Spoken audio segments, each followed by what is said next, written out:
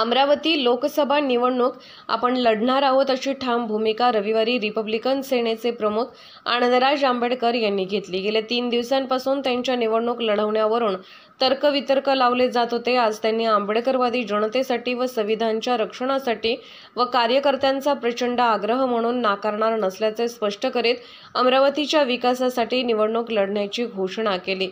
Republican सेनेचे प्रमुख आनंदराज आंबेडकर यांनी अमरावती लोकसभा मतदारसंघात उमेदवारी अर्ज दाखल केला होता। यावेळी त्यांनी जोरदार शक्ती प्रदर्शन देखील केले होते। त्यांच्या उमेदवारीनंतर वंचित बहुजन आघाडीने प्राजक्ता पिल्लेवान यांना दिलेली उमेदवारी मागे घेत आनंदराज यांना जाहीर पाठिंबा केला होता। आज पत्रकार परिषद घेण्याचं कारण की आपल्या सर्वांना माहिती आहे की मी 2 दिवसापूर्वी इलेक्शन न लढवण्याचा निर्णय घेतला होता आणि मी इथून निघून सुद्धा गेलो होतो।